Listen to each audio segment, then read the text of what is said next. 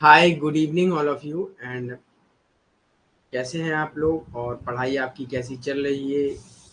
एक बार क्लियर कर दीजिएगा, वॉइस वीडियो पीपीटी सभी क्लियर है और सभी लोग ज्वाइन कर लीजिएगा। शायद फर्स्ट पेपर की अभी क्लास चल रही है, तो बाकी स्टूडेंटों को आने में समय लग सकता है। Okay, very good evening Vishwajit, कैसे हैं आप?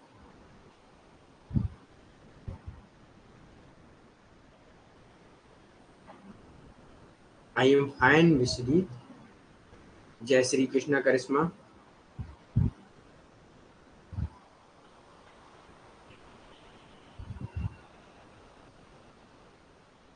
Okay good. तो कल शायद हम लोगों की क्लास हुई थी।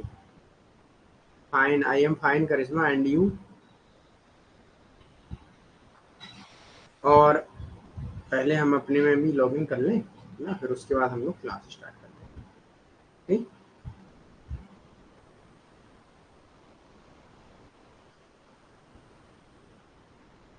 चलिए। सर मेरा एक क्वेश्चन है, एक क्वेश्चन है, पूछिएगा विश्वजीत।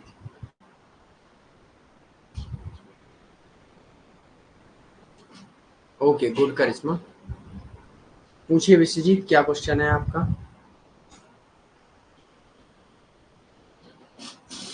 पहले आपका ही क्वेश्चन लिया जाए। Good evening Sonia, good evening Komal, Radhe Radhe Guddu, good evening Sakshi,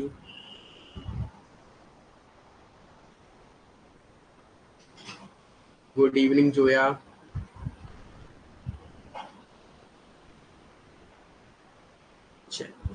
thank you sir, class का टाइम नाइट में रखने के लिए। ए मोस्ट वेलकम कंचन। अब लेकिन एक बात है यहाँ कि एक क्लास नाइट में होगी हम लोगों की और एक क्लास मॉर्निंग होगी। ओके, तो ये चीज आप लोग याद रखिएगा, है ना। चलिए एक बार क्लियर कर दीजिएगा, वॉइस वीडियो पीपीटी सभी क्लियर है आप सबको?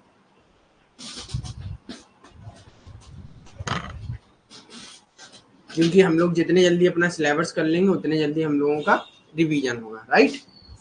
चलिए, okay thank you Komal. Okay, काम से काम एक क्लास तो अच्छे से हो पाएगी। अच्छा कंचन, अभी तक क्लास अच्छे से नहीं होती थी है ना आपकी? दिन में बिजी होते हैं, ओके। सर गांधी जी में सत्य अहिंसा का सिद्धांत राजा हरिश्चंद्र जी से आया है या लियो टॉलस्टॉय?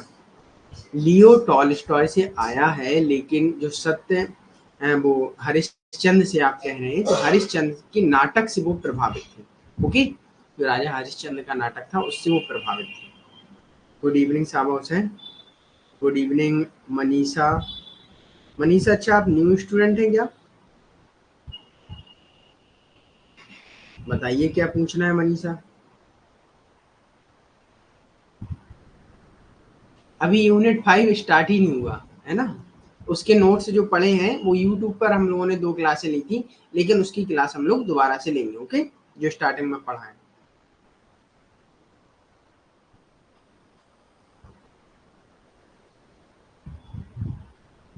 ओके कोई बात नहीं कंचन, अब दोनों तो मैनेज करना पड़ेगा है ना।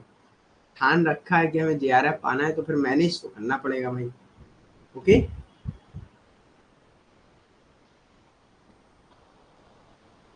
चल, तो अब इवनिंग वाली क्लास आप आराम से करिएगा। और दूसरी बात याद रखिएगा, 22 तारीख को यानी कल, कल हम लोगों की जो क्लास होगी मॉर्निंग वाली होगी, और फिर मॉर्निंग के बाद इवनिंग वाली नहीं होगी। क्यों नहीं होगी?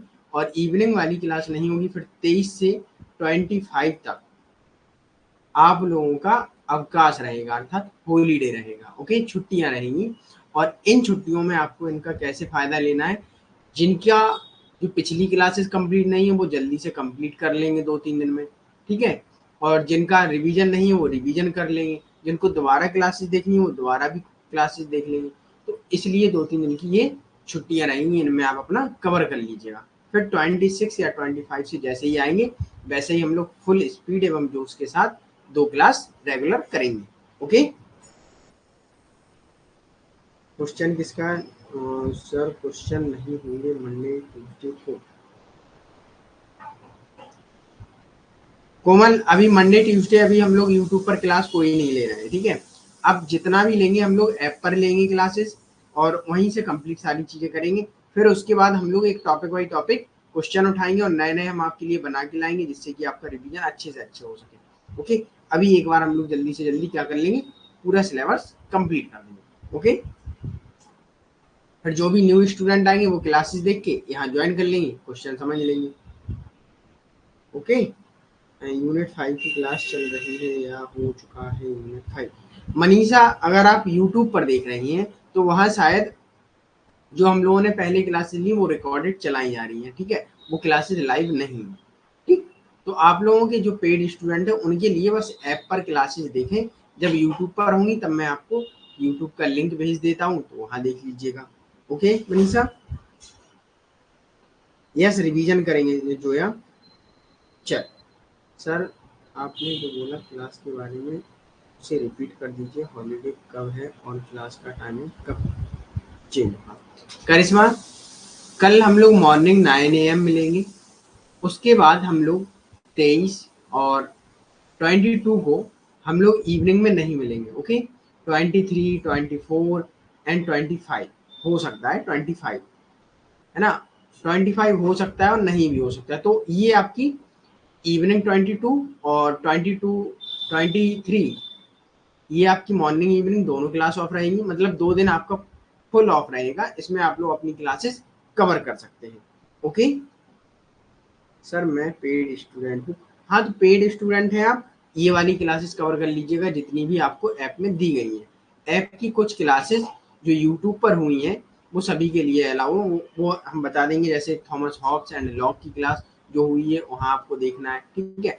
अगर वहाँ आपको लिंक ना मिले तो आप जाइएगा यूट्यूब पर और प्ले लिस्ट में देखेंगे political science by Atul sir, तो उसमें आपको सारी चीज़ें मिल जाएंगी। ओके, यस कल एक क्लास है। मनीषा एक बार आप सिलेबस, मनीषा सिलेबस हमें ये बताइए, सिलेबस आपको डाउनलोड करना चाहिए था, और पहली बात तो ऐप में जब आपने एंट्री ली होगी वहाँ सिलेबस दिया गया है, तो उसे डाउनलोड कीजिएगा, प्रिंट कराइएगा और उसे पढ़िएगा। देखिए, मैंने सारे स्टूडेंट से स्टार्टिंग में यही बात की थी कि आप सिलेबस को प्रिंट कराकर अपनी स्टडी टेबल पर रख लीजिएगा, जिससे कि क्या होगा कि आपको पता चल जाएगा हमने कौन से टॉपिक पढ़े हैं और कौन कौन टॉपिक सेम है, क्योंकि कई टॉपिक क्या है सेम है आपके। ओके, याद रखिएगा। अब यहाँ हम लोग पूरा सिलेबस डिस्कस नहीं कर सकते। ओके मनीषा, ओके चलिए, आई होप अब किसी भी स्टूडेंट का कोई भी डाउट नहीं होगा। अब हम लोग स्टार्ट करते हैं।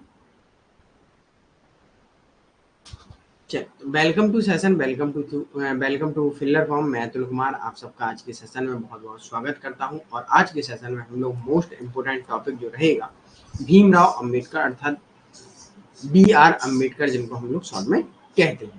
तो ये एक ऐसे, ये मान लीजिएगा एक ऐसे विचारक भी हैं और एक ऐसे लीडर भी हैं अनुसूचित जाति ST SC के लिए बहुत अच्छे भी हैं। मौजूदा कमेटी के ये अध्यक्ष रहे हैं, ड्राफ्टिंग कमेटी के, और पहले कानून मंत्री भी रहे हैं। तो कई चीजें इनके अंदर अच्छे अच्छे गुण हैं, इनके बारे में हम लोग पढ़ेंगे और इन्होंने अनुसूचित जनजाति जाति के लिए क्या बातें कही हैं, अच्छी कही हैं, और रिजर्वेशन के लिए क्या कहा है। पूना पैक्ट समझौते के बारे में बात करते हैं, जिसमें गांधी एवं अम्बेडकर के गांधी एवं अम्बेडकर के बीच बात होती है, तथा मदन मोहन मालवीय उस पर साइन करते हैं, गांधी जी नहीं करते हैं।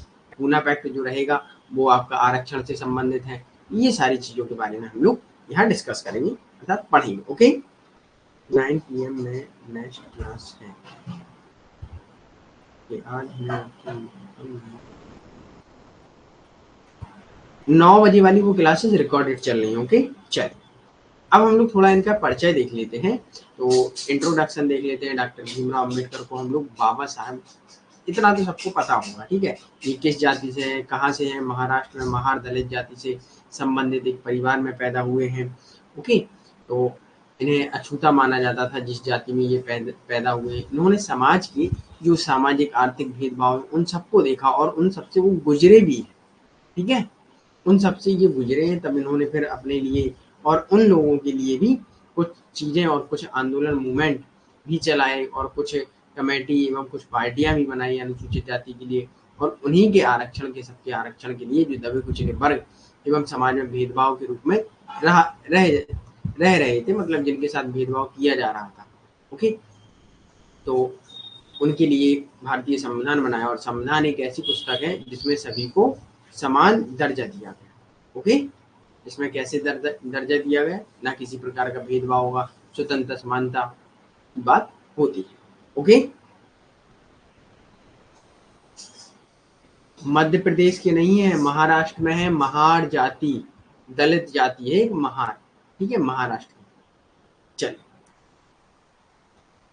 वह संविधान सभा में मसूदा कमेटी, जो ड्राफ्टिंग कमेटी थी, उसके चेयरमैन थे, अध्यक्ष थे, और भारत के पहले कानून मंत्री भी रहे। तो दो चीजें आपको यहाँ से याद करनी है। ओके, मसूदा कमेटी के अध्यक्ष अर्थात ड्राफ्टिंग कमेटी के चेयरमैन रहे, और कानून मंत्री भारत के फर्स्ट। ओके, यहाँ तक क्लियर है। अब भारतीय संविधान में इन्होंने क्या प्रावधान किया कि व्यक्तिगत नागरिकता के लिए नागरिक स्वतंत्रता की गारंटी देते हैं। इन्होंने सबसे पहले कहा था भारतीय संविधान में, ठीक है, नागरिक स्वतंत्रता की बात करते हैं। नागरिक मतलब किसी भी जाति के रूप में किसी प्रकार का भेदभाव नहीं किया जाएगा। ओके, ये चीजें याद रखिए, क्या नहीं किया जाएगा, किसी प्रकार का भेदभाव। क्लियर है यहाँ तक। अब अगला पॉइंट आता है, इन्होंने नागरिक स्वतंत्रता में क्या होता है कि धर्म की स्वतंत्रता, अस्पृश्यता अर्थात अनटचेबिलिटी के बारे में बात करते हैं। छुआछूत का उन्मूलन अर्थात खत्म करना। ओके, अवमूलन मीन्स लाना होता है, उन्मूलन मीन्स खत्म करना। सभी को गैर कानूनी घोषित करना, मतलब जैसे छुआछूत है, धर्म के रूप में भेदभाव है, तो इन सारी चीजों को गैर कानूनी घोषित करते हैं कि किसी प्रकार की वो क्या नहीं होगी, भेदभाव एवं किसी भी प्रकार का समाज में एक दरार नहीं होगी, विषमता नहीं होगी।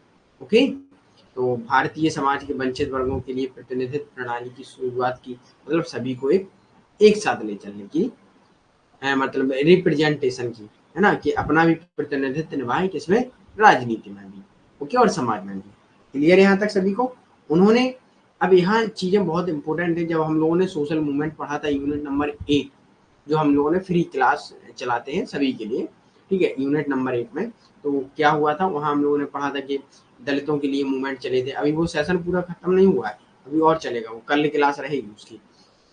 तो बहिष्कृत में दलितों के लिए उन्होंने क्या किया था, बहिष्कृत हितकरणी सभा, है ना, तो उसमें उन्होंने न्याय, गरिमा, स्वतंत्रता की तलाश के लिए एक संगठन बनाया, जैसे हितकरणी सभा बनाई है, इंडिपेंडेंट लेबर पार्टी बनाई है, all India scheduled caste federation बनाई, ये सारे फेडरेशन एवं सभाएं बनाई। ओके, याद रखिएगा। सर मॉर्निंग की क्लास अटेंड नहीं हुई, कोई बात नहीं, जो यूट्यूब पर अभी चल रही है, तो जो पेड स्टूडेंट है उन्हें देखने के लिए कोई आवश्यकता नहीं है। ओके, चल, ओके, उसे हम क्लास के लास्ट में चेक करेंगे। साक्षी, बाबा साहब अम्बेडकर मध्य प्रदेश के महू, महाराष्ट्र, ऐसा तो नहीं है साक्षी, लेकिन हम एक बार चेक ही कर लेते हैं, रुकिए, वेट कीजिए थोड़ा। नहीं है, महाराष्ट्र के हैं। ओके साक्षी, चलिए, अब यहाँ इम्पोर्टेंट है, उनकी कुछ पत्रिकाएं बहुत इम्पोर्टेंट है, उनको आपको याद रखना है, क्योंकि यहाँ सबसे पहला तो आपको एक बहुत इम्पोर्टेंट चीज है, प्रबुद्ध भारत, ये आपको कंफ्यूज करेगी, और किस थिंकर से करेगी आपको बताना है। तो आपको मूक नायक, गूंगे का नेता, बहिष्कृत भारत, समता अर्थात समानता, जनता द पीपल्स, है ना, और अगला लास्ट प्रबुद्ध भारत। तो इनकी डेट भी याद रखिएगा और इन्हें भी याद रखिएगा। अब आप हमें ये चीज बताइएगा, अगर इनकी ये न्यूज़पेपर है, ओके, प्रबुद्ध भारत, मैगजीन किसकी है, जो प्रबुद्ध भारत है,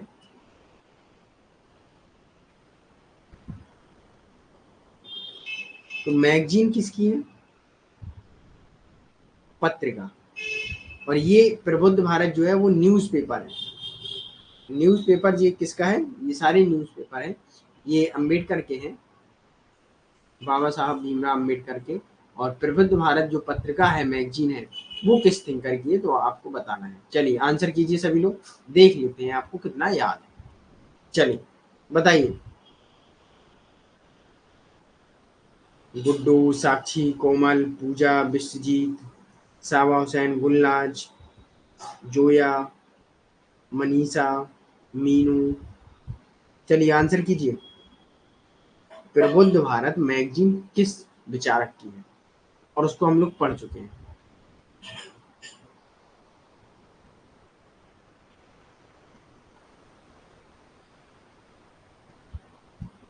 चलिए और लोग आंसर दीजिए।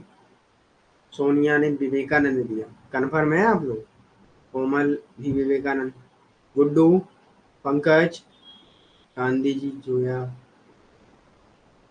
चलिए और आंसर दीजिए। विवेकानंद। चलिए ओके, जो भी स्टूडेंट विवेकानंद कर रहे हैं तो उनका आंसर एकदम सही है। Okay, very good. तो याद रखिएगा, विवेकानंद की है, गांधी जी की नहीं है। ओके जोया, एकदम याद रखिएगा, नहीं बाद में यही होगा कि सर आता था लेकिन आंसर गलत हो गया। ठीक है, तो याद रखिए। अगला पॉइंट है, उन्होंने जाति व्यवस्था को सही ठहराने के लिए क्लासिकल हिंदू पाठ मनुस्मृति का दहन किया था। और दहन कब किया था? 25 दिसंबर 1927 को उसे जला दिया था, इन्होंने कहा था। और इसी दिन दलितों द्वारा क्या बनाया गया था? मनुस्मृति दहन दिवस। और फिर पेरियार को जब हम लोग पढ़ेंगे, ईवी रामास्वामी पेरियार जो रोड के रहने वाले हैं, तो उनके बारे में भी पढ़ेंगे। उन्होंने भी मनुस्मृति को जलाया है और मनुस्मृति दहन दिवस मनाया है 25 दिसंबर को। तो मनुस्मृति में क्या कहा गया है, ये सब हम लोगों ने धर्मशास्त्र में पढ़ा था कि उन्होंने शूद्रों के लिए बहुत गलत कहा है। ठीक है, तो इसीलिए इसे गलत ठहरा है, जाति व्यवस्था इसमें सही नहीं थी। ओके, तो इतना सिंपल सा आपको याद रखना है। ठीक है, तो यहाँ से अब आपका क्वेश्चन जो बनेगा वो पूछ लिया जाएगा कि मनुस्मृति दहन दिवस कब मनाया जाता है? 25 दिसंबर को। और पूछ लिया जाएगा कि किसने जलाई थी? अम्बेडकर ने जलाई थी। ओके, चल वर्ण व्यवस्था में पढ़ चुके हैं। यस, वर्ण व्यवस्था पढ़ चुके हैं। अब हम लोग उसमें डिस्कस नहीं करेंगे क्योंकि टाइम बर्बाद होता है। ओके, ये चीज याद रखिए। 25 दिसंबर 1927। ओके, 25 दिसंबर 1925 नहीं है। ओके विश्वजीत, एक बार कंफर्म करिएगा। चलिए अगला पॉइंट है, 1932 में उन्होंने अनुदान देने वाले पूना पैक्ट पर हस्ताक्षर किए और प्रांतीय विधानमंडल में दलित वर्गों के लिए सीटों का आरक्षण किया। अब इसमें एक बहुत ओके, अब इसमें एक बहुत इंटरेस्टिंग बात ये है, कभी कभी यहाँ से पूछ लिया जाता है कि पूना पैक्ट पर हस्ताक्षर कब किए गए, तो 1932 में किए गए। अब पूना पैक्ट पर हस्ताक्षर के बारे में चर्चा किन किन के बीच हुई थी? तो चर्चा हुई थी गांधी जी के बीच प्लस अम्बेडकर के बीच। ओके, लेकिन गांधी जी की जगह हस्ताक्षर किसने किए थे? मदन मोहन मालवीय जी ने। ओके, ये चीज आपको याद रखना है। ओके, पूछ लिया जाएगा कि अम्बेडकर के साथ किसने हस्ताक्षर किए, तो हस्ताक्षर किए थे मदन मोहन मालवीय, लेकिन जो समझौता हुआ था, मतलब चर्चा जो हुई थी, वो गांधी जी और अम्बेडकर के बीच हुई थी। ओके, याद रखिएगा।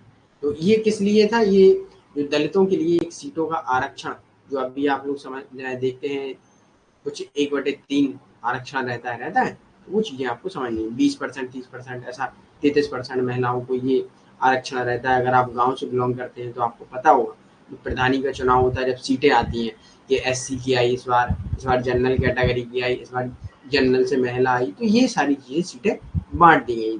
क्यों बांटी है? क्योंकि सभी को एक राजनीति में समान रूप से अधिकार मिले, इसलिए महिलाओं को भी बांटा है राजनीति में कि भाई ये महिला की सीट आई है, ये जेंट्स की आई, तो ये चीज। ओके, यस, पंडित मदन मोहन मालवीय जी ने साइन किए थे गांधी जी की जगह। 1990 में उन्हें सर्वोच्च नागरिक सम्मान भारत रत्न से नवाजा गया था।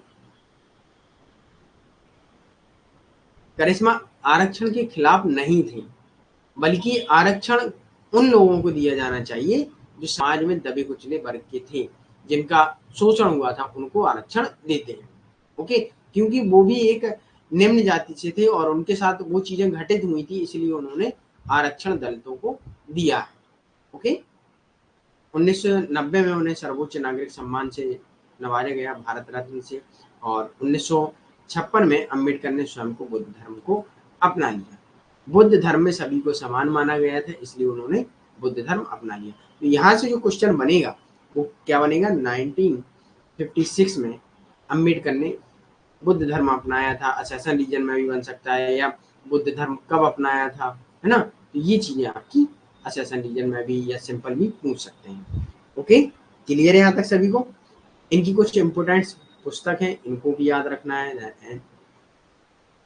Annihilation of caste, who were the Shudra, caste in India, waiting for visa, origin of untouchability, Buddha and his Dhamma, Gandhi and Gandhism, Raidas and Hinduism. और यहाँ इनके कुछ इम्पोर्टेंट ये आर्टिकल हैं, तो इनमें से बहुत इम्पोर्टेंट जो आर्टिकल है the problem of the rupee, ये एग्जाम में कई बार पूछा गया है। तो इनकी पुस्तक भी आपको सीक्वेंस में याद करनी है, क्योंकि यहाँ से क्वेश्चन बनेंगे और यहाँ से कंफ्यूज करेंगे। ओके, याद रखिएगा। चलिए, ये इम्पोर्टेंट है, इसे आप नोट कर लीजिएगा, और नोट्स हमने आपको अपलोड कर दिए हैं, तो उन्हें डाउनलोड करके पढ़ लीजिएगा। ओके, चलिए, अब ऑन डेमोक्रेसी और लोकतंत्रता के बारे में कहते हैं, तो उनका लोकतंत्रता के बारे में विचार क्या है उसको हम लोग समझेंगे। ओके, लोकतंत्र क्या है, इसे हम लोग समझेंगे। वह सामाजिक आर्थिक लोकतंत्र के साथ संयुक्त संवैधानिक लोकतंत्र के प्रबल समर्थक थे। ठीक है, संवैधानिक लोकतंत्र अर्थात एक संविधान के अनुसार चलने वाला लोकतंत्र होना चाहिए। ओके, क्योंकि यह क्या है, स्वतंत्रता, समानता, बंधुत्व, न्याय एवं मानवीय गरिमा पर आधारित है। यहाँ चीज याद रखिएगा, ये ओनली डेमोक्रेसी अर्थात लोकतंत्र की नहीं है समर्थन, ये संवैधानिक लोकतंत्र है। ओके, संवैधानिक लोकतंत्र अर्थात जो कानून के ही अनुसार चलेगा। ओके, ये नहीं कि नियम बना दिए हमने सबके अनुसार सब कुछ होगा, नहीं, एक रिटर्न होगा, सबको समान स्वतंत्रता, समानता, बंधुत्व अर्थात न्याय एवं मानवीय गरिमा सबको प्रदान की जाए, अर्थात अछूतों के लिए अधिकारों की गारंटी संविधान द्वारा दी जाएगी। गारंटी दी जाएगी अर्थात न्यायालय में वो अपने अधिकार को लेने के लिए वहाँ अपनी वो कोर्ट से भाई वो कर सकते हैं, निवेदन कर सकते हैं कि भाई हमारे ये अधिकार है, हमें मिलने चाहिए, तो होता है। ओके, चलिए, अब हम लोग रिपब्लिक नहीं होगा, वो गणतंत्र है, ये संवैधानिक है। ओके, सीधा याद रखिए, कॉन्स्टिट्यूशनल डेमोक्रेसी। ओके, जो संविधान के द्वारा चलेगा। ये हम लोग कंपैरेटिव में जब पढ़ेंगे संवैधानिक क्या होता है, असंवैधानिक क्या होता है, तब हम लोग जानेंगे इनको बहुत अच्छे से। ओके गुड्डू, ये चीज याद रखिएगा। क्लियर गुड्डू, मिस्टर गुड्डू, यहाँ तक क्लियर है आपको कि नहीं? चलिए आगे बढ़ते हैं हम लोग। आगे हम लोगों को देखना है, क्योंकि संविधान द्वारा दी जाएगी, उन्हें कोई अधिकार नहीं होगा लंबे समय तक बहुमत के शासन की इच्छा से पीड़ित, इसलिए उन्हें दिया जाएगा संविधान के थ्रू अधिकार।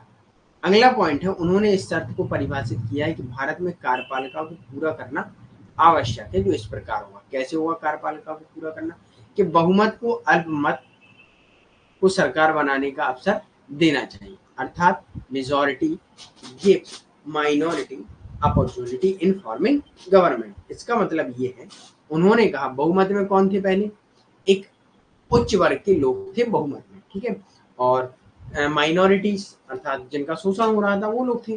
तो उन्होंने कहा जो कार्यपालिका अभी हमें पूरा करना है, अभी है नहीं, ये लोकतंत्र एक कॉन्स्टिट्यूशनल डेमोक्रेसी है नहीं, इसे हमें पूरा करना है।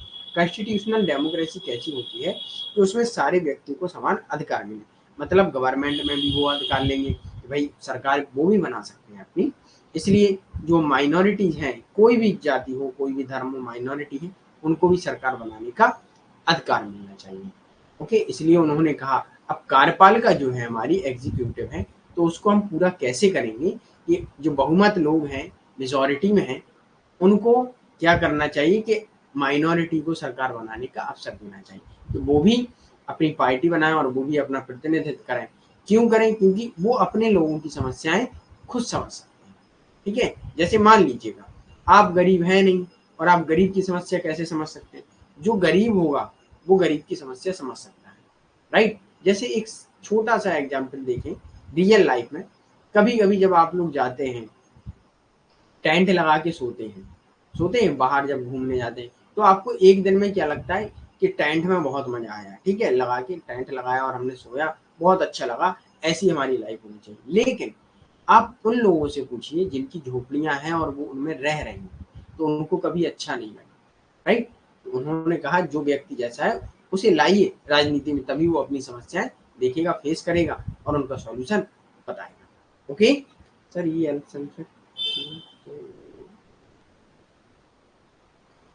यस यस, उनका प्रतिनिधित्व किया। हम लोग आगे देखेंगे कैसे प्रतिनिधित्व किया। तो माइनॉरिटीज का प्रतिनिधित्व किया, अपने सदस्यों द्वारा किया। मतलब क्या? जो और माइनॉरिटी अपने सदस्यों ही द्वारा समर्थन लेंगे, है ना, प्रतिनिधित्व करेंगे। अब रिप्रेजेंट करेंगे, कैसे करेंगे ये चीज समझिएगा।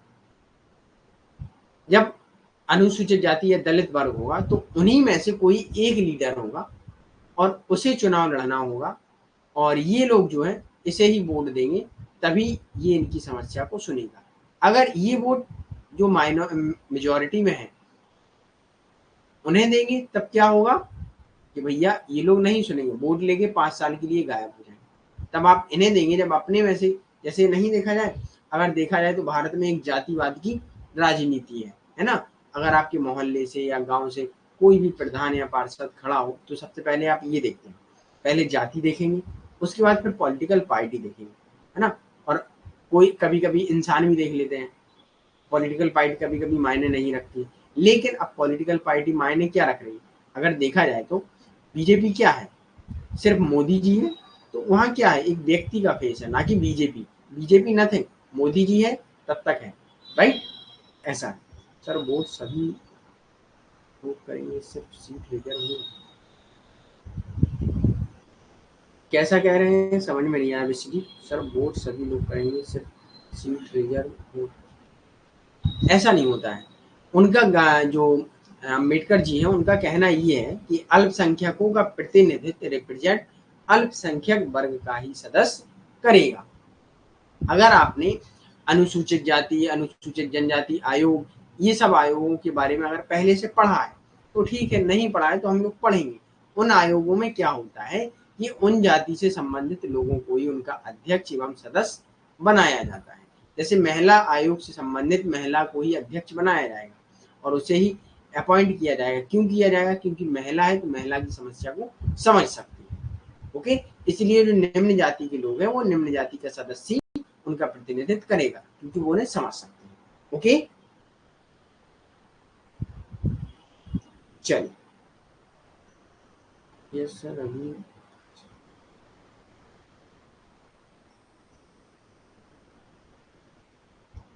हाँ, तो आरक्षण इसलिए दिया गया है साक्षी, क्योंकि इन लोगों के साथ पहले बहुत गलत हुआ है, इस वजह से आरक्षण दिया।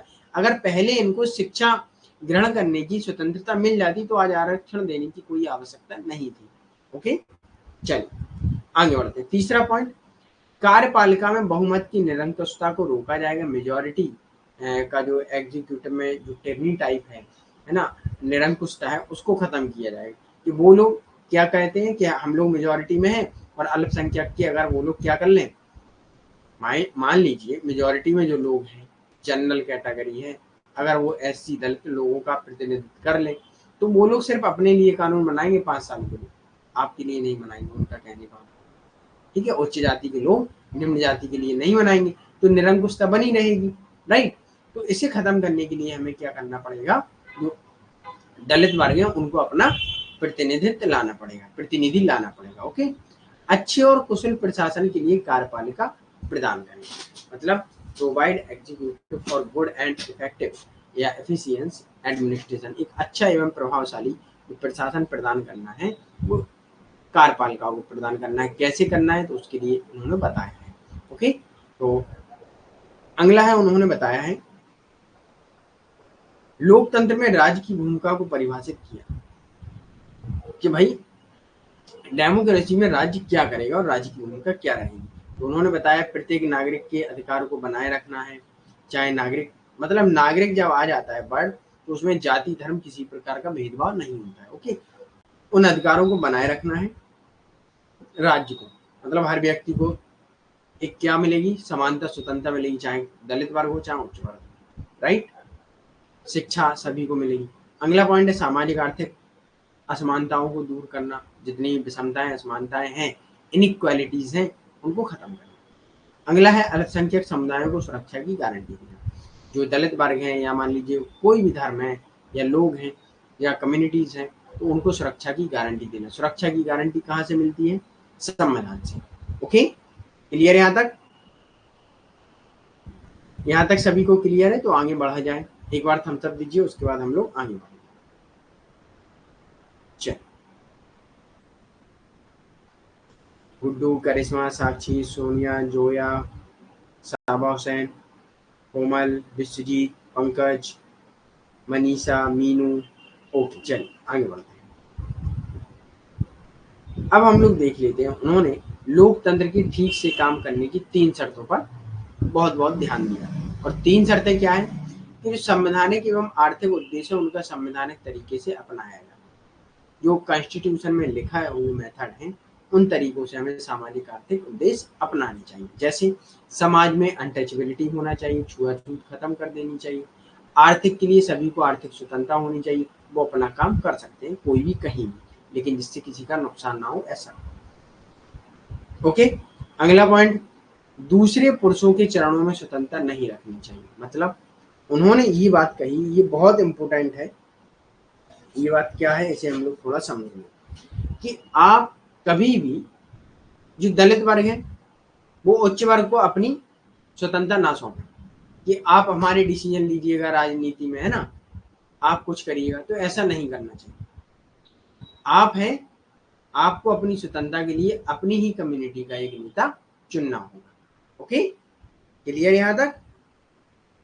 तो मतलब उनका कहने का मतलब है इसमें कि कभी भी आप कोई भी नेता हो उसके अंधभक्त मत बनिए, है ना।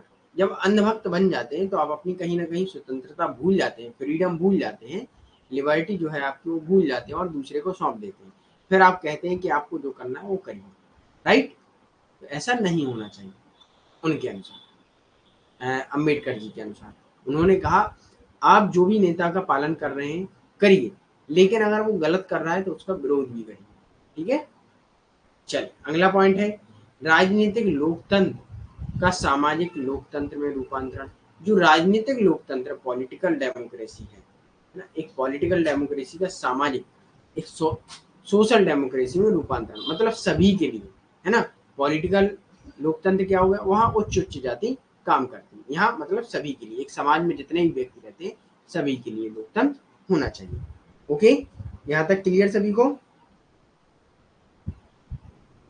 चल आगे बढ़ा जाए। सर यस, इसलिए इन्होंने कॉन्स्टिट्यूशन को महत्व दिया, संविधान को महत्व दिया। ओके, अब आता है सोशल जस्टिस। तो सोशल जस्टिस क्या है ये आप लोग जानते हैं, बहुत अच्छे से जानते हैं। चलिए आंसर कीजिए सभी लोग, सोशल जस्टिस क्या होता है? देखते हैं किस किसको पता नहीं है ना, फिर उसके बाद तो हम लोग देखेंगे। चलिए आंसर कीजिए, सामाजिक न्याय क्या है?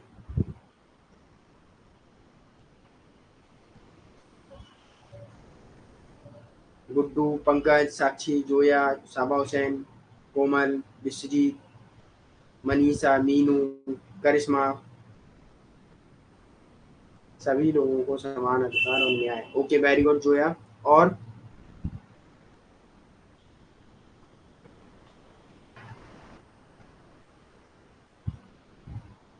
सभी के लिए समान न्याय, हाँ ठीक है, बढ़िया है। Okay, very good Guddu.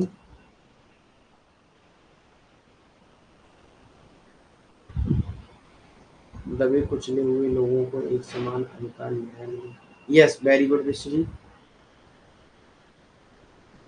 डिवाइडी देना, ओके सोनिया। यस, तो सभी को समान अधिकार अर्थात सोशल जस्टिस होता है, जिसमें किसी प्रकार का भेदभाव नहीं होगा, न धर्म, न जाति, न लिंग, न कलर, न नस्ल।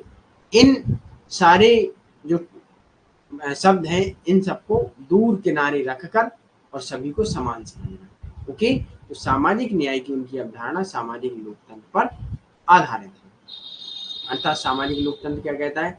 स्वतंत्रता, समानता एवं बंधुत्व को जीवन के सिद्धांतों के रूप में मान्यता देता है। ओके, अगला पॉइंट है सामाजिक न्याय का उद्देश्य समाज में दबे कुचले वर्गों की प्रतिकूल स्थिति को समाप्त करना। मतलब उनकी जो खराब स्थिति है उसको समाप्त करना, उनको एक अच्छे स्तर में लाना। अब कभी कभी अगर देखा जाए तो शिक्षा है ना, SC ST के लिए कम फीस ये इसलिए रखी गई है क्योंकि आवश्यक था उनको, है ना, लेकिन अब धीरे धीरे कम होता जा रहा है। ठीक, तो इन्होंने ये भी कहा था कि भाई आरक्षण है लेकिन जब तक रहेगा जब तक कि सारी व्यवस्थाएं ठीक आ जाएंगी फिर आरक्षण खत्म कर दिया जाएगा। लेकिन आरक्षण अभी भी है तो अब ये गलत है।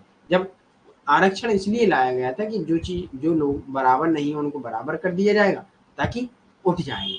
ठीक है, लेकिन अब जब लोग कानून बन जाते हैं तो लोग उन कानूनों का क्या होता है, गलत भी मिस यूज भी करने लगते हैं। ओके, अब एक चीज याद रखिएगा, अब उन दलितों को देखिएगा जो मान लीजिएगा जो सारी सुविधाएं प्राप्त कर चुके हैं और उन्होंने अपनी अच्छी लाइफ स्टाइल बना ली, ठीक है।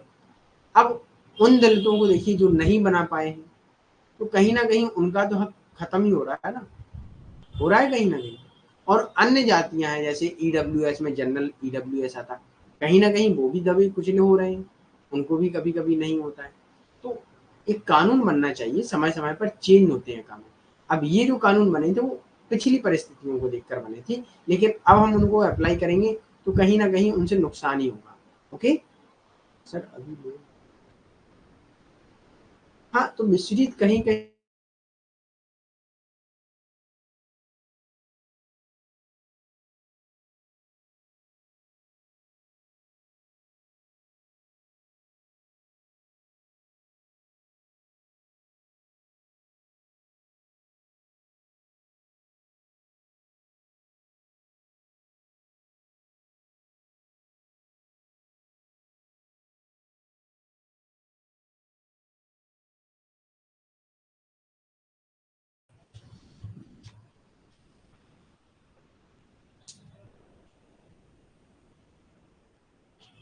देखिए, अब चेक कीजिए, अब आया वॉइस?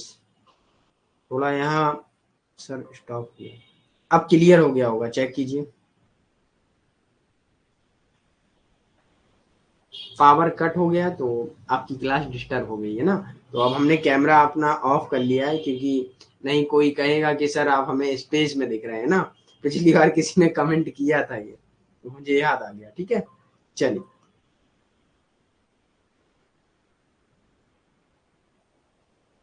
हाँ गुड्डू, देखिए ये मुद्दा बहुत बड़ा है, ठीक है। आरक्षण वाला अगर देखा जाए, बैठेंगे हम लोग बात करेंगे तो बहुत बड़ा मुद्दा है। इसे इसे सॉल्व करना बहुत मुश्किल भी है। क्यों है? क्योंकि सभी लोग आदर्शवादी तो हो नहीं सकते, सभी के अंदर मॉरलिटी तो आ नहीं सकती है ना, नैतिकता तो आ नहीं सकती। अगर सभी व्यक्ति नैतिक हो जाएंगे तो ये मान लीजिएगा ये समस्याएं सारी समाप्त हो जाएंगी, है ना। जब हम लोग IR पढ़ेंगे, IR पढ़ने में तो और मजा आएगा कि उसमें नैतिक होने की बात करते हैं, युद्ध कभी तभी खत्म होते हैं जब नैतिक हो जाएंगे लोग। ओके, चलिए आगे बढ़ा जाए, यहाँ तक क्लियर। अब दबे कुचले वर्गों को मतलब ऊपर लाना, उनके प्रति एक अच्छी सी व्यवस्थाएं बनाना, है ना, और जो छुआछूत है उसको खत्म करना, इसके बारे में वो बात करते हैं। अस्पृश्यता, ऐसे हिंदी में ज़्यादा हिंदी आ जाती है कभी कभी एग्जाम में, तो हिंदी वाले स्टूडेंट हो सकता है कंफ्यूज हो जाए, लेकिन अगर शब्द पढ़ा होगा कभी तो आपको पता होगा। वैसे आप लोग मास्टर्स के स्टूडेंट हैं तो आपको पता होगा। ओके, अगला पॉइंट है दासों को खिलाने की कोई जिम्मेदारी के बिना एक प्रकार की गुलामी थी, तो उसे खत्म करना था। ओके, चलिए अगला पॉइंट है वह हिंदू जाति व्यवस्था एवं वर्ण व्यवस्था का विरोध करते हैं और उसके घोर आलोचक है। क्यों आलोचक है? क्योंकि जो वर्ण व्यवस्था थी वो बहुत खराब थी। अगर देखा जाए उस समय अगर ये वर्ण व्यवस्था ना होती तो आज हम सारे लोग क्या होते, किसी प्रकार का जाति होता ही नहीं, सभी लोग मानव होते, है ना, एक मानवता होती सभी के अंदर। लेकिन कहीं ना कहीं ये जाति वाला जो कीड़ा आया है किसी के दिमाग में, वो सबसे खराब है। ओके, वर्ण व्यवस्था। अगला पॉइंट है, वर्ग के आधार पर समाज के विभाजन की उपस्थिति के कारण एक लोकतांत्रिक सरकार ठीक से काम नहीं कर पाएगी। वो कहते हैं कि जो समाज में वर्ग के आधार पर समाज विभाजन है, तो कभी भी कोई भी लोकतांत्रिक सरकार है वो सही से काम नहीं कर पाएगी। क्यों नहीं कर पाएगी? क्योंकि हो सकता है कभी ना कभी क्या होता है कि सरकार क्या करती है, कोई भी अगर गवर्नमेंट में आ जाता है, अगर उच्च जाति का आएगा तो वो उच्च जाति के लिए सोचेगा, निम्न जाति का आएगा तो निम्न जाति की। तो उन्होंने कहा जो वर्ण व्यवस्था उसे ही हम खत्म कर दें तो ज्यादा अच्छा है, इसलिए उन्होंने वर्ण व्यवस्था को खराब माना। Okay, clear. आर्टिकल 17, साक्षी मैंने आपको पिछली बार बताया था कि आर्टिकल 17 किससे संबंधित है? अनटचेबिलिटी। ओके, याद रखिए, छुआछूत से संबंधित। अगला पॉइंट है, जाति व्यवस्था में ने हिंदुओं को असंगठित कर दिया था। देखिए, कहीं ना कहीं जाति व्यवस्था ने हिंदुओं को असंगठित भी किया था। ये बहुत अच्छा कारण है, क्योंकि उच्च जाति के अलग लोग रहते थे, निम्न जाति के अलग रहते थे, लेकिन सारे थे तो हिंदू ही। तो कहीं ना कहीं बीच में विभाजन भी कर दिया था इस जाति व्यवस्था ने, है ना। लोगों को हतोत्साहित किया, मतलब डीमोटिवेट किया। ठीक है, इसे समाप्त एवं अंतर जातीय भोजन। अब वो कहते हैं, यह चीज देखिएगा, उन्होंने कहा जाति व्यवस्था ने हमको गलत ठहराया, मतलब हिंदू को असंगठित किया, लोग अपने आप में असंगठित हो गए। अब दलितों में भी कई प्रकार की जाति होती हैं, वो कहते हैं कि हम इस प्रकार के दलित हैं, हम इस प्रकार के दलित हैं, इस प्रकार। तो उन्होंने कहा ये सारी व्यवस्थाएं हमें खत्म करनी होगी। खत्म कैसे करनी होगी? कि हम लोग एक अंतर जातीय भोजन करेंगे, अंतर जातीय विवाह होगा, धर्म होगा, मतलब हम लोग जाति के अंदर हम लोग सभी लोग साथ में भोजन करेंगे, तब ये सारी चीजें खत्म हो जाए। उन्होंने किया भी, और सारी व्यवस्थाएं, ये सारी चीजें खत्म भी हुई थी। ओके, यहाँ तक क्लियर सभी को कि अंतर जातीय भोजन क्या होता है, विवाह क्या होता है, धर्म के प्रति तर्क संगत दृष्टिकोण की सिफारिश की आवश्यकता है। यहाँ तक क्लियर है सभी को?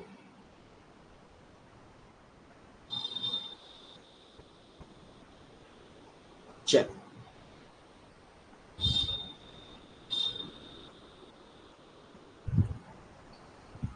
उन्होंने छुआछूतों को उनकी स्थिति में सुधार के 5 कदम, मतलब 5 स्टेप के बारे में बात करते हैं। वो कहते हैं अनटचेबिलिटी को कैसे हम लोग इम्प्रूव, अर्थात या उसे खत्म कर सकते हैं या उसे सुधार सकते हैं। तो क्या है, उनके लिए उन्होंने 5 स्टेप बताए। वो स्टेप क्या है उन्हें हम लोग देख लेते हैं। उन्होंने कहा है कि पारंपरिक अस्पर्श कार्य करने से मना कर देना चाहिए। मतलब क्या है, जैसे लोगों ने उस समय क्या बताया था कि लोगों का मल साफ करने के लिए दलित हैं, तो उन्होंने कहा ये आप काम करना बंद कर दीजिएगा, सीधा मना कर दीजिएगा कि हम नहीं करेंगे, है ना। अगर आप लोग ये काम करेंगे, वो कहते हैं, तो फिर हम लोग ये छुआछूत कभी खत्म नहीं कर पाएंगे। कह दीजिए हम नहीं कर पाएंगे, भाई आपका माल है आप ही साफ कीजिए, है ना। तो ये सारी चीजें फिर क्या हो जाएंगी, समान हो जाएंगी, तो लोगों में ये जो छुआछूत है वो खत्म हो जाएगी। ओके, चल, अगला पॉइंट है, उन्होंने कहा कि दलितों से कहा ये सारी चीजें कि खुद को शिक्षित करिएगा, आप अपने आप को खुद को एजुकेट करिएगा, जिससे कि क्या होगा कि आपकी एजुकेशन में जब बढ़ोतरी होगी, आपकी बौद्धिक क्षमता बढ़ेगी, तब आप अच्छा अच्छा सोच सकेंगे, राइट। अगर नहीं पढ़ेंगे तो आप फिर वही पारंपरिक कार्य करेंगे, फिर आप कहेंगे कि हमारे साथ अन्याय हो रहा है, तो आप मना कर दीजिएगा और आप फिर पढ़ने लगिएगा, क्योंकि शिक्षा तो सभी के लिए फ्री है ना। अम्बेडकर ने ये चीजें करके भी दिखाई थी, राइट, तभी तो एक कानून मंत्री बने थे। अगला पॉइंट है, उन्हें अपने प्रतिनिधियों के माध्यम से सरकार के सभी स्तरों में भाग लेना चाहिए। वही बात जो हम लोगों ने पहले बात की थी, उन्होंने ये चीज बताई। सर बिहार में अदर कास्ट,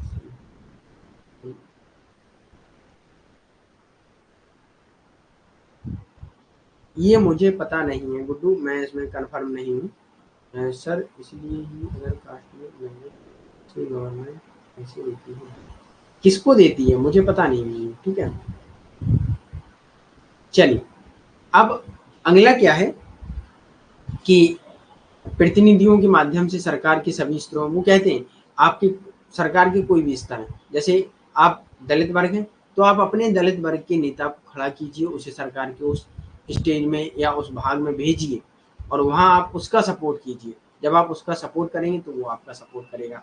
अगर वहाँ उच्च जाति के लोग होंगे तो वो आपका कभी सपोर्ट करेंगे नहीं, है ना? क्योंकि लोकतंत्र जो होता है वो संविधान के अनुसार चलता है, जिसके मत ज़्यादा होंगे वो विजयी होंगे, राइट? चल, अगला पॉइंट है 4, उन्हें अपने अधिकारों की सुरक्षा एवं कानूनी सुरक्षा का उपयोग करना चाहिए। ओके, अर्थात उन्होंने कहा कि अपने अधिकारों की रक्षा के लिए कानूनी सुरक्षा का उपयोग करना चाहिए। जो संविधान में कानून लिखे हैं सबके लिए, तो उनका उपयोग करना चाहिए। ओके, अगला पॉइंट है सभी प्रकार की जातियों को समाप्त किया जाना चाहिए। अर्थात अनुसूचित जाति में, दलित वर्गों में भी कई प्रकार की जाति हैं और ये सारी जाति हैं, उन सबको खत्म कर देना चाहिए। आप सब लोग एक साथ आ जाइए तो सारी चीजें खत्म हो जाएंगी। अब दलितों में भी कई प्रकार के दलित होते हैं, तो वो कहते हैं हम ये काम नहीं करते, हम ये काम करते हैं, हम ये काम करते हैं। तो उन्होंने कहा ये सारी प्रकार की जातियां खत्म कर दीजिएगा, आप सभी लोग एक साथ आ जाइए, तो सारी चीजें आपकी जो छुआछूत है समाज में वो खत्म हो जाएगी। क्योंकि आप ही लोग साथ नहीं है तो कैसे चीजें साथ होंगी, है ना? याद रखिएगा। यस यस, शिक्षा शेरनी का दूध है, जो पिएगा वो दहाड़ेगा। अभी कोड देखेंगे इनके। ओके सर, हमारे एमपी में SC ST मैरिज करो तो गवर्नमेंट पैसे देती है। अच्छा है भाई, है ना? देखिए जाति व्यवस्था कुछ है नहीं, ठीक है? अगर देखा जाए तो जाति व्यवस्था हम ही लोगों ने बनाई, और कारण भी इसका क्या है अगर देखा जाए तो, हमने आपको कभी अ, उपनिवेशवाद पढ़ाया होगा, जिसमें black skin and white skin के लोगों में चर्चा करते हैं, है ना? वो पढ़ाया था हमने आपको। कहीं ना कहीं वहां से ये अंतर हम लोग देख लेते हैं ना। चलिए, अगला पॉइंट है, वह एक कार्यात्मक एवं तर्कसंगत सामाजिक संगठन द्वारा जाति व्यवस्था को बदलकर सामाजिक न्याय की स्थापना करना चाहते हैं। मतलब तर्कसंगत क्या होता है, इसे हम लोग सोच लेते हैं एक फंक्शन क्या है कार्यात्मक रूप से, तो उसे भी हम लोग समझ लेते हैं कि भाई आप पढ़ जाइएगा और आप भी इसमें इन्वॉल्व होइएगा राजनीति में, आप भी अपनी क्षमता से राजनीति में आइएगा और सारी चीज़ें बदल जाएंगी। और जितने भी जो बिना तर्क के लॉजिक हैं, बिना कोई भी बात है जो बिना लॉजिकल है, उन सबको हम लोग खत्म कर देंगे। ओके, चलिए। Yes, black skin white marks French Fanon की पुस्तक है, ये अल्जीरियाई थिंकर है। ओके, चलिए आगे बढ़ते हैं। अब सेपरेटेड इलेक्टोरल क्या है ना, तो इसे हम लोग थोड़ा देख लेते हैं। मतलब एक अलग निर्वाचन आयोग क्या है उसके बारे में बात करते हैं। तो इन्होंने कहा है कि दलित वर्गों के लिए अलग निर्वाचन क्षेत्र और सीटों के आरक्षण की वकालत की कि दलितों के लिए हम अलग ही निर्वाचन क्षेत्र बना लेंगे और उनकी आरक्षण रिजर्वेशन के लिए कुछ सीटें रख लेंगे। ओके, तो अगला पॉइंट है, उन्होंने माना कि दलित वर्ग स्वतंत्र समुदाय है और उनका हिंदुओं से कोई संबंध नहीं है। इसीलिए उन्होंने क्या कहा था कि भाई अगर देखिएगा हिंदू में जाति व्यवस्था मानी जाती थी, तो इन्होंने कहा जब हम लोग भी हिंदू हैं लेकिन हम लोगों का वो सम्मान नहीं हो रहा है जो अन्य जाति के लोगों का हो रहा है, तो हम दलित वर्ग ही हम लोग एक अलग ही समुदाय हो गए ना, हम लोग फिर हिंदू रहे ही नहीं। इसलिए उन्होंने बौद्ध धर्म अपनाया था और सभी को बताया था कि बौद्ध धर्म अपनाइएगा, है ना? क्योंकि उसमें किसी प्रकार की जाति नहीं है, उसमें लोग सारे समान रहते हैं। अगला पॉइंट है, उनके जीवन का मुख्य उद्देश्य भारतीय समाज में अछूतों की मुक्ति, मतलब जो अनटचेबिलिटी है उसे खत्म करना है। ओके, छुआछूत को खत्म करना है, उससे मुक्त कराना है भारत को। ओके, मुक्त कैसे करेंगे वो हमने आपको 5 स्टेज बताए हैं कि दलित वर्ग अपने आप को कैसे मुक्त कर सकते हैं। ओके, अगला पॉइंट है, उन्होंने भारत के नैतिक एवं सामाजिक आधार को संवैधानिक रूप से नई राजनीतिक व्यवस्था दी है जो लोकतंत्र समाज से वंचित वर्ग से संबंधित, अर्थात सभी वर्गों से संबंधित है। मतलब जो लोकतंत्र समाज है वो वंचित वर्ग, जो दलित वर्ग है जिसका शोषण हुआ उससे भी संबंधित है, उसको भी एक राजनीति में आने का मौका मिला है। अगर देखा जाए तो आज के टाइम में भीम आर्मी जो सेना है चंद्रशेखर जी की, वो भी काम करती है। अब हर जाति के लोग अपनी अपनी सेनाएं बना लेते हैं। ओके, तो आई होप यहाँ तक आपको चीज़ें क्लियर हो गई होंगी। अगर किसी भी स्टूडेंट का कोई भी डाउट हो तो बताइएगा। चलिए उसके बाद हम लोग आगे बढ़ेंगे। एक बार थम्स अप दीजिएगा, अगर नहीं हुआ है क्लियर तो एक बार पूछ लीजिएगा। मनीषा, मीनू, आप लोग न्यू स्टूडेंट हैं, बताइएगा अगर समझ में नहीं आया हो चीज़ें तो दोबारा से रिपीट की जाए। चल सभी को आया समझ, ओके थैंक यू। तो फिर आगे बढ़ते हैं, कुछ इनके कथन देख लेते हैं हम लोग। मनीषा एंड मीनू क्लास में हैं कि चले गए अभी?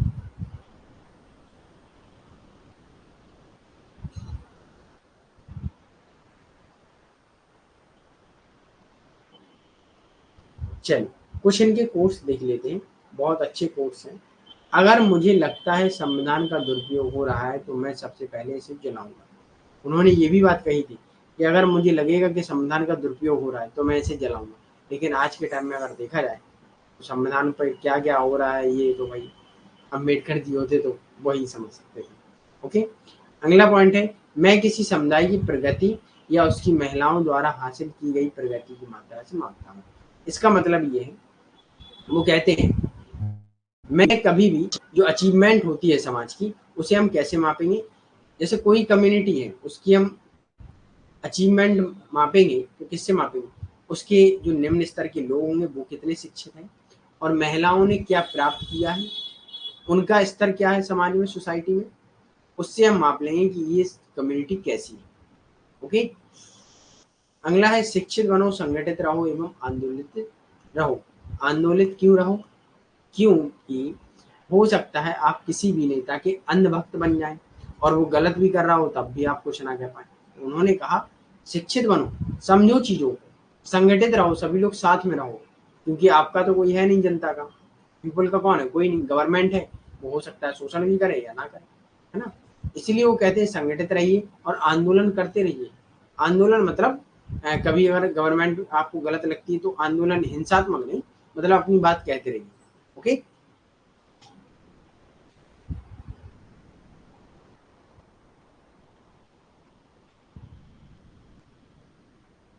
अच्छा मनीषा है, ओके, चलिए अरे, जो इतिहास भूल जाते हैं वे इतिहास नहीं बना सकते हैं। ओके, याद रखिएगा। मुझे वह धर्म पसंद है जो स्वतंत्रता, समानता एवं बंधन की बात करता है। ओके, क्लियर यहाँ तक, यहाँ तक क्लियर हुआ सभी को?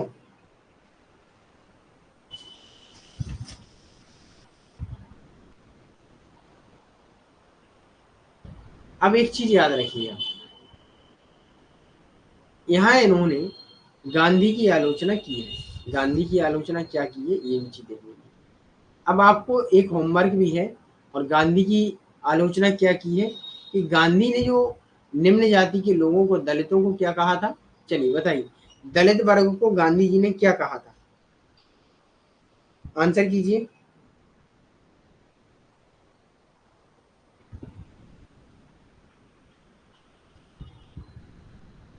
अच्छा चिंकी भी हैं, मुझे पता नहीं था कि आप लोग हैं। जब क्लास खत्म होती है तब आता है चिंकी का थम्स अप के सर हम हैं बस। ठीक है चलिए, यस वेरी गुड, हरिजन कहा था और हरि के जन कहा था, लेकिन अम्बेडकर ने कहा था, ये इन्होंने बस हमको अच्छे दिखाने के लिए कहा है, इस चीज के लिए इनकी आलोचना भी की है गांधी जी की और इनका विरोध भी किया है। ओके, क्लियर है यहाँ तक सभी को? अब एक चीज और याद रख लीजिएगा, इनके कुछ फेमस मूवमेंट है तो इनको हम लोग देख लेते हैं, नोट कर लीजिएगा। नंबर एक, दलित वर्ग आंदोलन,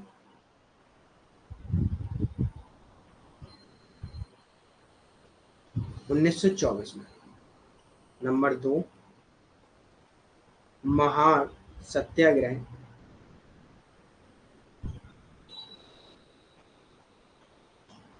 20 मार्च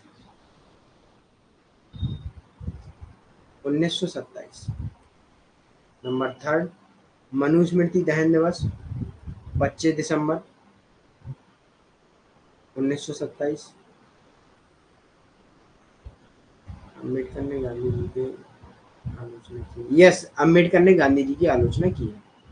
और नंबर फोर है कालाराम मंदिर प्रवेश आंदोलन,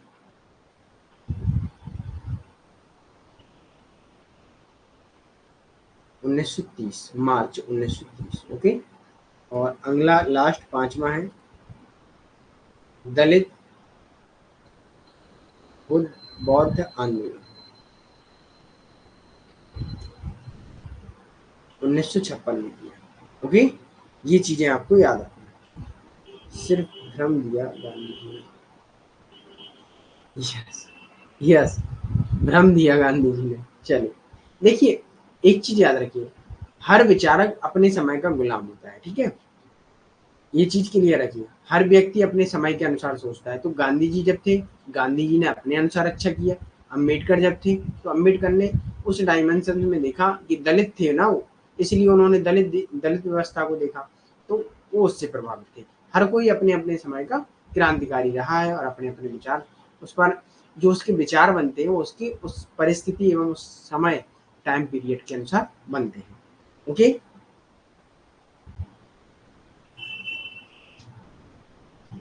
लास्ट में दलित बौद्ध आंदोलन 1956 में हुआ था। Okay, clear.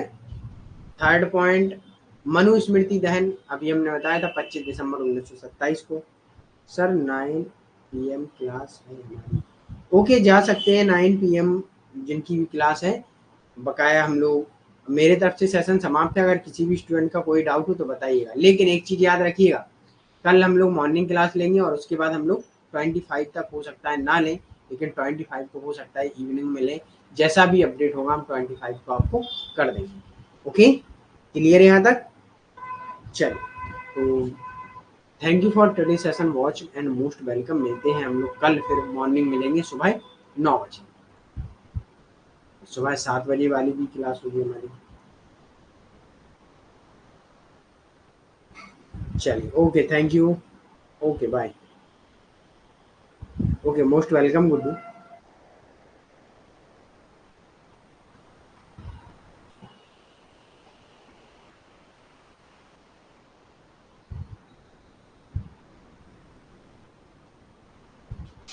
चलिए, ओके, थैंक यू।